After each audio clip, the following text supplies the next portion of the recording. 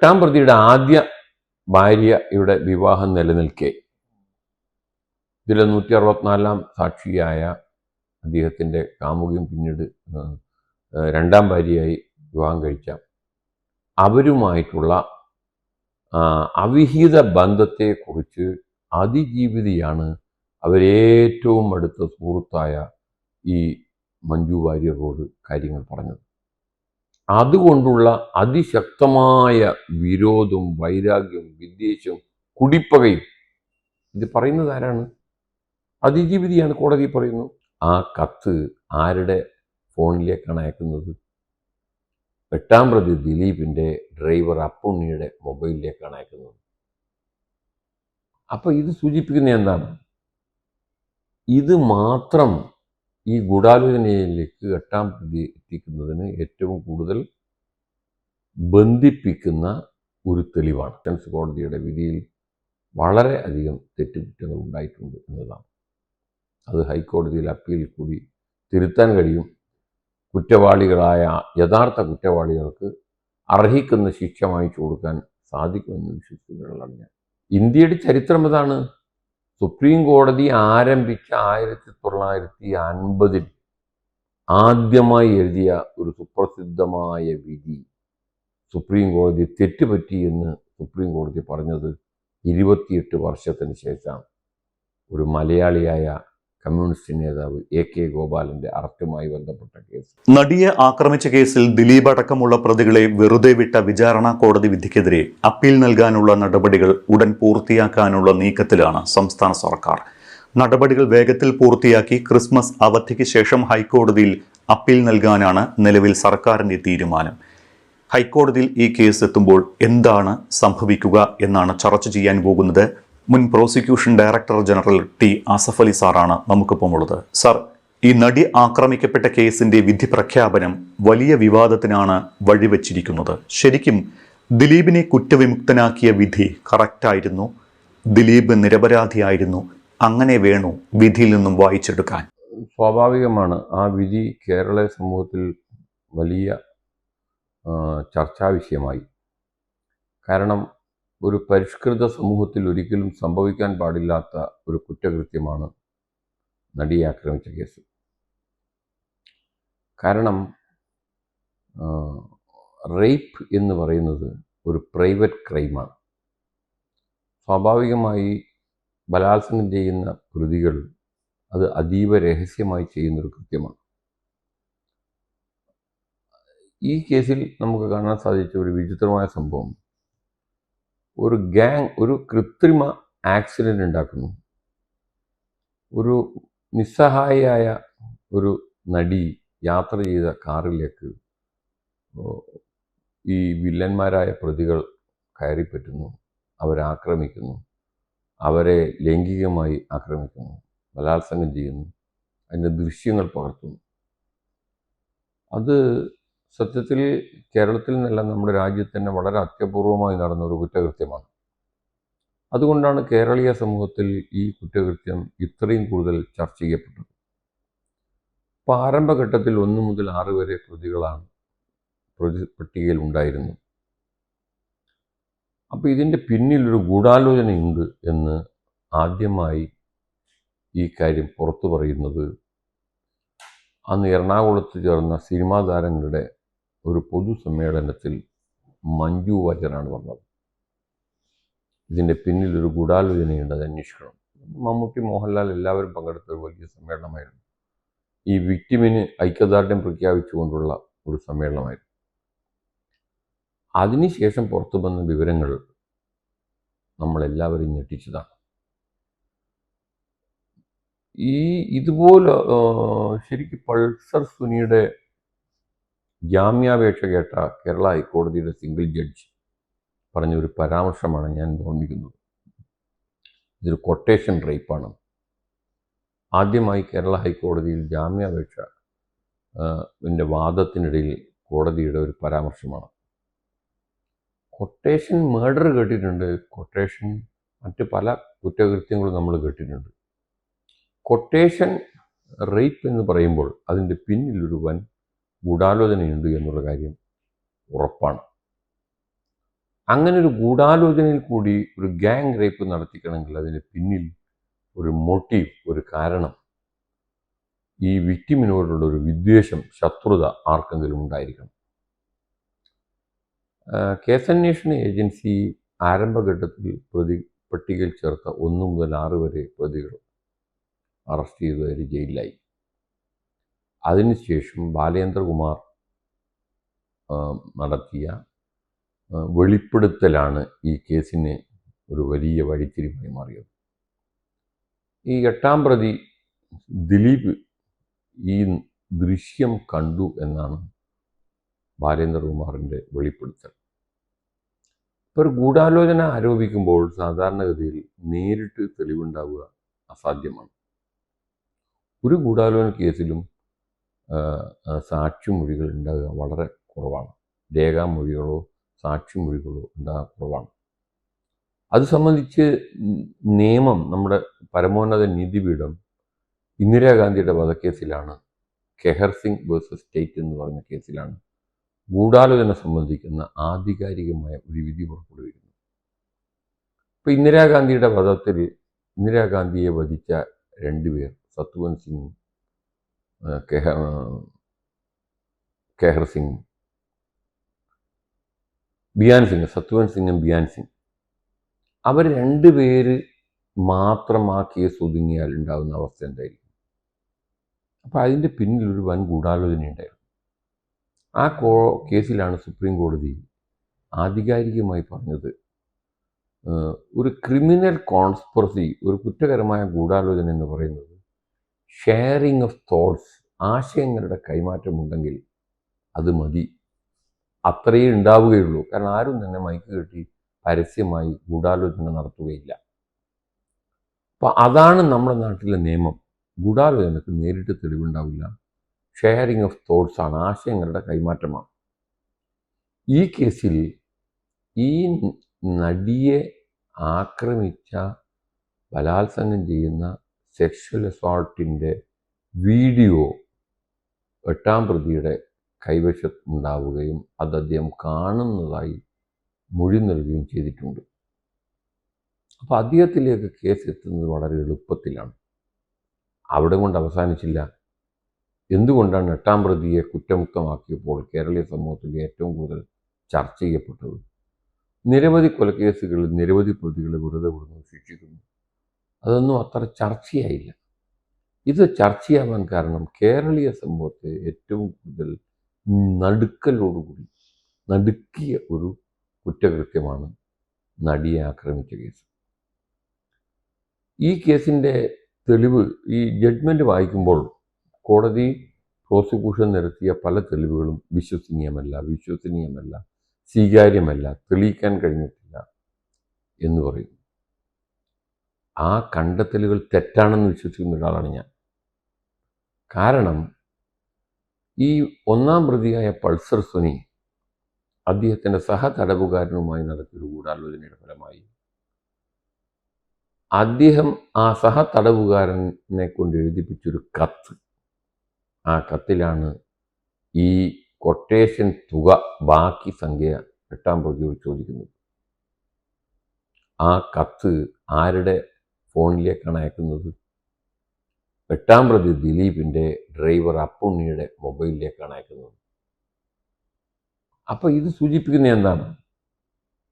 ഇത് മാത്രം ഈ ഗൂഢാലോചനയിലേക്ക് 8-ാം പ്രതി എത്തിക്കുന്നതിന് ഏറ്റവും കൂടുതൽ ബന്ധിപ്പിക്കുന്ന ഒരു തെളിവാണ്. അപ്പോൾ കീഴ്ക്കോടതി ഇത് സ്വീകരിച്ചില്ല. കീഴ്ക്കോടതി തെളിവുകൾ വിലയിരുത്തുന്നതിൽ അമ്പെ പരാജയപ്പെട്ടിട്ടുണ്ട് എന്ന് വിശ്വസിക്കുന്ന ഒരാളാണ് ഞാൻ. അതുകൊണ്ടാണല്ലോ സംസ്ഥാന സർക്കാരും അതിജീവിതയും അപ്പീൽ പോകാൻ വേണ്ടി തയ്യാറെടുക്കുന്നത്. അപ്പീൽ പോയാൽ ഈ വിധിയുടെ പ്രതിയെ കുറ്റമുക്തമാക്കിയ ഭാഗം തികച്ചും തന്നെ പുനഃപരിശോധനയ്ക്ക് വിധേയമായാൽ 8-ാം പ്രതിക്ക് കുറ്റകൃത്യത്തിൽ പങ്കെടുത്തതിന് തെളിവ് പ്രോസിക്യൂഷനെ സ്ഥാപിക്കാൻ സാധിക്കും എന്ന് വിശ്വസിക്കുന്നതാണ് ഞാൻ. ഇവിടെ വിചാരണ കോടതി തള്ളിക്കളഞ്ഞ തെളിവുകൾ ഹൈക്കോടതിയിൽ നിലനിൽക്കുമോ? അതോ ഹൈക്കോടതിയും ഈ വിചാരണ കോടതി പരിഗണിച്ചതുപോലെ തന്നെയാണോ തെളിവുകൾ പരിഗണിക്കാൻ സാധ്യത? ഹൈക്കോടതിയിൽ നമ്മുടെ ഈ ജുഡീഷ്യൽ സിസ്റ്റം എന്ന് പറയുന്നത് കീഴ്ക്കോടതികളുടെ തെറ്റുകൾ ഉയർന്ന കോടതികൾ തിരുത്താനുള്ള ഒരു പ്രക്രിയയാണ്. അതാണ് ഇന്ത്യൻ ജുഡീഷ്യറിയുടെ ഒരു ഭംഗി. സബ് കോടതി വിധി പറയുന്നു, അത് സെഷൻസ് കോടതി തിരുത്തുന്നു, ചിലത് ഹൈക്കോടതി തിരുത്തുന്നു. ജില്ലാ സെഷൻസ് കോടതിയുടെ വിധി പറയുന്നു, അത് ഹൈക്കോടതി തിരുത്തുന്നു. ഹൈക്കോടതി വിധി പറയുന്നു, അത് തെറ്റുണ്ടെങ്കിൽ അത് സുപ്രീം കോടതി തിരുത്തുന്നു. സുപ്രീം കോടതിൻ്റെ വിധി സുപ്രീം കോടതി തന്നെ തിരുത്തുന്നു. ശബരിമല കേസ് നമ്മൾ കണ്ടതല്ലേ. ശബരിമലയുടെ സ്ത്രീ പ്രവേശനം ആവാം എന്ന് പറഞ്ഞ സുപ്രീം കോടതിയുടെ വിധി രാജ്യവ്യാപകമായി വിമർശനങ്ങൾ വിളിച്ചു വരുത്തിയ ഒരു വിധിയാണ്. സുപ്രീം കോടതിയെ തിരുത്തി. ഇന്ത്യയുടെ ചരിത്രം അതാണ്. സുപ്രീം കോടതി ആരംഭിച്ച 1950 ആദ്യമായി എഴുതിയ ഒരു സുപ്രസിദ്ധമായ വിധി, സുപ്രീം കോടതി തെറ്റുപറ്റി എന്ന് സുപ്രീം കോടതി പറഞ്ഞത് 28 വർഷത്തിന് ശേഷമാണ്. ഒരു മലയാളിയായ കമ്മ്യൂണിസ്റ്റ് നേതാവ് AK ഗോപാലൻ്റെ അറസ്റ്റുമായി ബന്ധപ്പെട്ട കേസ്. AK ഗോപാലൻ്റെ അറസ്റ്റ് ശരിയാണെന്ന് സുപ്രീം കോടതി പറഞ്ഞു. അന്ന് AK ഗോപാലന് വേണ്ടി വാദിച്ച ബാരിസ്റ്റർ നമ്പ്യാർ പറഞ്ഞു, ഒരു നിയമസഭ പാസാക്കി അല്ലെങ്കിൽ പാർലമെന്റ് പാസാക്കിയ ഒരു നിയമം മൂലം ഭരണഘടന ഉറപ്പു നൽകുന്ന ഒരു അവകാശം എടുത്തു കളയാൻ കഴിയില്ല. അത് യുക്തിസഹജമായ, യുക്തിപൂർവമായ, നിയമാനുസൃതമായ ഒരു നടപടിയിൽ കൂടി മാത്രമേ ഭരണഘടനാവകാശം എടുത്തു കളയാൻ പറ്റുകയുള്ളൂ. 28 വർഷത്തിന് ശേഷമാണ് സുപ്രീം കോടതി പറഞ്ഞത്, ഞങ്ങൾ എഴുതിയ ആദ്യത്തെ വിധി തെറ്റിപ്പോയിരിക്കുന്നു, അത് തിരുത്തേണ്ടതാണെന്ന് മനേകാ ഗാന്ധിയുടെ കേസ്. അപ്പോൾ സെഷൻസ് കോടതിയുടെ വിധി ഒരു അന്തിമ വിധിയല്ല. ആ വിധി തിരുത്തപ്പെടേണ്ടതാണ്, തിരുത്തപ്പെടും എന്ന് വിശ്വസിക്കുന്ന ആളാണ് ഞാൻ. ഇന്നും ഓർമ്മിക്കുന്നു, കേരളത്തെ നടുക്കിയ മറ്റൊരു ഗാങ് റേപ്പ് കേസായിരുന്നു സൂര്യനെല്ലി കേസ്. ആ കേസിലെ 1-2 പ്രതികളെ ഒഴിച്ച് ബാക്കി എല്ലാ പ്രതികളെയും കീഴ്ക്കോടതി ശിക്ഷിച്ചു. ജീവപര്യന്തം തടവിനടക്കം ശിക്ഷിച്ചു 1-ാം പ്രതിയെ. പക്ഷെ ദൗർഭാഗ്യമായിരുന്നു പറയട്ടെ, ഹൈക്കോടതിയിലെത്തിയപ്പോൾ ഹൈക്കോടതിയുടെ ഡിവിഷൻ ബെഞ്ച് ഒരു പ്രതിയെ ഒഴിച്ച് ബാക്കി എല്ലാ ആളുകളെയും വെറുതെ വിട്ടു. സുപ്രീം കോടതിയിലേക്ക് പോയി. സ്റ്റേറ്റ് ഗവൺമെൻറ്റും അതിജീവിതം സുപ്രീം കോടതിയിൽ പോയി. സുപ്രീം കോടതി ഡൽഹി നിർഭയ കേസിനെ തുടർന്ന് ആ കേസ് ഹൈക്കോടതിയോട് പുനഃപരിശോധിച്ച് വീണ്ടും ഒന്ന് വാദം കേൾക്കാൻ പറഞ്ഞപ്പോൾ പ്രോസിക്യൂഷന് വേണ്ടി ഹാജരായത് അന്നത്തെ DGP ആയിരുന്ന ഞാനായിരുന്നു. ആ കേസ് ഡിവിഷൻ ബെഞ്ചിന് മുമ്പിൽ നമ്മൾ വാദിച്ചു. വെറുതെ വിട്ട മുഴുവൻ പ്രതികളെയും 3 പേരെ ഒഴിച്ച് ശിക്ഷിപ്പിക്കാൻ നമുക്ക് സാധിച്ചിട്ടുണ്ടായിരുന്നു. അപ്പോൾ അത് ഹൈക്കോടതിക്ക് പറ്റിയ തെറ്റാണ്. സെഷൻസ് കോടതി പ്രത്യക്ഷത്തിൽ ഈ വിധിന്യായം വായിക്കുമ്പോൾ നമുക്ക് തോന്നുന്നത് സെഷൻസ് കോടതിയുടെ വിധിയിൽ വളരെ അധികം തെറ്റുകുറ്റങ്ങൾ ഉണ്ടായിട്ടുണ്ട് എന്നതാണ്. അത് ഹൈക്കോടതിയിൽ അപ്പീൽ കൂടി തിരുത്താൻ കഴിയും. കുറ്റവാളികളായ യഥാർത്ഥ കുറ്റവാളികൾക്ക് അർഹിക്കുന്ന ശിക്ഷ വാങ്ങിച്ചു കൊടുക്കാൻ സാധിക്കുമെന്ന് വിശ്വസിക്കുന്നവരാണ് ഞാൻ. ഇവിടെ ദിലീപിന് തന്നോട് വൈരാഗ്യമുണ്ടായിരുന്നുവെന്ന അതിജീവിതയുടെ മൊഴി കോടതി വിശ്വാസത്തിലെടുത്തിട്ടില്ല. ഗൂഢാലോചന കേസിൽ വാമൊഴിക്ക് പോലും പ്രസക്തി ഉണ്ട് എന്നല്ലേ നിയമം? അങ്ങനെ വരുമ്പോൾ അതിജീവിതയുടെ മൊഴി പരിഗണിക്കാതെ പോയത് കോടതിയുടെ വീഴ്ചയാണോ? വളരെ സീരിയസ് ഒരു ലാപ്സാണ് കീഴ്ക്കോടതിക്ക് പറ്റിയിരിക്കുന്നത്. കാരണം ഈ കേസിൽ 1 മുതൽ 6 വരെ പ്രതികൾക്ക് അതിജീവിതയോട് യാതൊരു വിദ്വേഷവും വെറുപ്പും ഇല്ല. അതിന് കാരണമില്ല. അങ്ങനൊരു വാദം പ്രതിഭാഗത്തിനുമില്ല, പ്രോസിക്യൂഷനുമില്ല. പിന്നെ ഇതിൽ ഈ അതിജീവിതയോട് ഏറ്റവും കൂടുതൽ വൈരാഗ്യമുള്ള ഒരാൾ 8-ാം പ്രതി തന്നെയാണ്. അത് ആരുടെ മൊഴിയാണത് കൂടുതൽ ബലപ്പെടുത്തുന്നത്? ഒന്ന് അതിജീവിതയുടെ കോടതിയിലെ മൊഴി, മജിസ്ട്രേറ്റിന് മുമ്പിലുള്ള രഹസ്യമൊഴി. ഇതിൽ പറയുന്നത് 8-ാം പ്രതിയുടെ ആദ്യ ഭാര്യയുടെ വിവാഹം നിലനിൽക്കെ ഇതിലെ 164-ാം സാക്ഷിയായ അദ്ദേഹത്തിൻ്റെ കാമുകിയും പിന്നീട് 2-ാം ഭാര്യയായി വിവാഹം കഴിച്ച അവരുമായിട്ടുള്ള അവിഹിത ബന്ധത്തെക്കുറിച്ച് അതിജീവിതയാണ് അവരേറ്റവും അടുത്ത സുഹൃത്തായ ഈ മഞ്ജു വാര്യരോട് കാര്യങ്ങൾ പറഞ്ഞത്. അതുകൊണ്ടുള്ള അതിശക്തമായ വിരോധവും വൈരാഗ്യവും വിദ്വേഷവും കുടിപ്പകയും. ഇത് പറയുന്നത് ആരാണ്? അതിജീവിതയാണ്. കോടതി പറയുന്നു, പോലീസിനോട് പറയുന്നു, രഹസ്യമൊഴി പറയുന്നു. അവരങ്ങനെ വിദ്വേഷമുണ്ടായി എന്ന് പറയുമ്പോൾ അത് കോടതി അവിശ്വസിക്കേണ്ട യാതൊരു കാരണവുമില്ല. കാരണം 8-ാം പ്രതിയോട് അതിജീവിക്ക് യാതൊരു വിരോധവുമില്ല അങ്ങനെ ഒരു കള്ളക്കേസിൽ കൊടുക്കാൻ. പക്ഷേ വിധി വന്ന അന്ന് 8-ാം പ്രതി പറഞ്ഞത് അതിജീവിത കള്ളക്കേസിൽ കുടുക്കിയെന്നല്ല, കേരളത്തിലെ ക്രിമിനൽ പോലീസുകാർ എന്നെ ഒരു കള്ളക്കേസിൽ കുടുക്കിയെന്നാണ്. അങ്ങനൊരു കേസ് വിചാരണ വേളയിൽ പോലും ഉണ്ടോ എന്ന് എനിക്കറിയില്ല. കാരണം ഈ കേസിൽ വിധി വന്ന ഉടനെ 8-ാം പ്രതിയുടെ അഭിഭാഷക സമൂഹം പറഞ്ഞത് ഒരു തെളിവുമില്ലാത്ത കേസാണ്, ഒരു തെളിവും ഇതിലില്ല. അങ്ങനെയാണെങ്കിൽ ഈ കേസിൻ്റെ പ്രഥമ വിവര റിപ്പോർട്ട് 8-ാം പ്രതിയുടെ പേര് ചേർത്തത് ചോദ്യം ചെയ്തുകൊണ്ട് ഹൈക്കോടതി പോയിരുന്നു. ഹൈക്കോടതി അത് തള്ളി. പിന്നീട് സുപ്രീം കോടതി പോയതായി അറിവില്ല. ഇനി ഈ തുടരന്വേഷണത്തിൻ്റെ ഭാഗമായി 8-ാം പ്രതിയെ പ്രതിപ്പട്ടികയിൽ ചേർത്ത് സപ്ലിമെൻ്ററി കുറ്റപത്രം ബോധിപ്പിച്ചപ്പോൾ എന്തേ ഒരു തെളിവുമില്ലാത്ത കേസിൽ കേരളത്തിലെ ഒരു പ്രമുഖ നടൻ, വളരെ ഒരു സെലിബ്രിറ്റി, ഒരു വളരെ അധികം VIP ആയി പരിഗണിക്കുന്ന ഒരു വ്യക്തിയെ കള്ളക്കേസിൽ കൊടുക്കിയതിനെ എന്തേ ചോദ്യം ചെയ്യാതിരുന്നത്?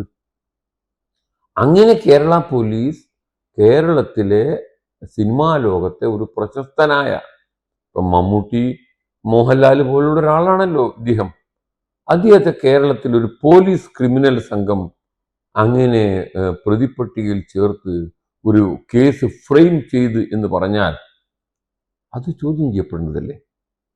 അങ്ങനെ ഈ കഴിഞ്ഞ 8 കൊല്ലമായി നടന്നിരുന്ന വിചാരണ വേളയിലോ അന്വേഷണ വേളയിലോ അങ്ങനെ ഒരു കേസ് പറഞ്ഞതായി എനിക്ക് ഓർമ്മയില്ല. അതുകൊണ്ട് കേരള പോലീസിൻ്റെ വിദ്വേഷമാണോ ഇദ്ദേഹത്തെ ഈ കേസിൽ പ്രതിയാക്കിയത്? അല്ലെ കേരള പോലീസിൻ്റെ വിദ്വേഷമാണെങ്കിൽ അതിൻ്റെ കാരണം എന്താണ്? ചിലപ്പോൾ നമ്മൾ പറയുന്നില്ലേ, കള്ളക്കേസിൽ കുടുക്കി രാഷ്ട്രീയ വിദ്വേഷം, വ്യക്തി വിദ്വേഷം, ബിസിനസ് വിദ്വേഷം. അങ്ങനെ എന്തെങ്കിലും കേരള പോലീസിലെ ഈ കേസ് അന്വേഷിച്ച വളരെ സത്യസന്ധരെന്ന് ഞാൻ വിശ്വസിക്കുന്ന അന്വേഷണ ഉദ്യോഗസ്ഥന്മാർ, എല്ലാ പോലീസിനെയും നമുക്ക് അങ്ങനെ പറയാൻ പറ്റില്ല, ഈ കേസ് അന്വേഷിച്ച അന്വേഷണ സംഘത്തിലെ സത്യസന്ധരായ ഉദ്യോഗസ്ഥന്മാരെ കുറിച്ച് ഇങ്ങനൊരു വിരോധം 8-ാം പ്രതിയോട് വരാൻ കാരണം എന്താണ്? ആ വിരോധത്തിൻ്റെ യഥാർത്ഥ സാഹചര്യം എന്താണ്? സന്ദർഭം എന്താണ്?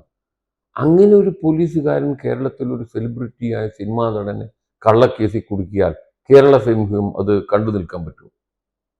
കേരളത്തിലെ ഭരണകൂടമില്ലേ ഇവിടെ? പ്രതിപക്ഷവും ഭരണകക്ഷിയും എല്ലാം ഒരുപോലെ ആ വിഷയത്തിൽ ഇടപെടേണ്ടതല്ലേ? ഇടപെട്ടിട്ടില്ലല്ലോ.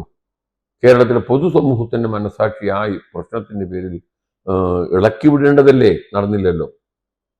പിന്നെ അതിജീവിതക്ക് ഈ മനുഷ്യനോടുള്ള ഒരു വിദ്വേഷത്തിന് ഒരു കാരണവും പറഞ്ഞു കേട്ടിട്ടില്ല. എന്നാൽ മറിച്ച് ഈ 8-ാം പ്രതിക്ക് അതിജീവിതയോട് തീരാത്ത കുടിപ്പക ഉണ്ട് എന്ന് തെളിവ് സഹിതം കീഴ്ക്കോടതിയിൽ സ്ഥാപിക്കാൻ സാധിച്ചിരുന്ന ഒരാളാണ്. ഇനി ഞാൻ നേരത്തെ പറഞ്ഞതുപോലെ 1 മുതൽ 6 വരെ പ്രതികൾക്ക് ഇത്ര ഹീനമായ ഒരു കുറ്റകൃത്യം ഈ അതിജീവിതയോട് ചെയ്യാനുള്ള കാരണം എന്താണ്? വിദ്വേഷം എന്താണ്? അത് പറയണ്ടേ? ഡിഫൻസ് എങ്കിലും പറയണ്ടേ? അങ്ങനെ പറഞ്ഞിട്ടില്ല. അപ്പോൾ ഈ സാഹചര്യങ്ങളെല്ലാം ഒത്തുനോക്കുമ്പോൾ പ്രോസിക്യൂഷൻ 8-ാം പ്രതിക്കെതിരെ ചുമത്തപ്പെട്ട കേസ് സത്യസന്ധമാണെന്നും അത് വളരെ സീരിയസ് ആണെന്നും നമുക്ക് ബോധ്യപ്പെടുന്നതാണ്.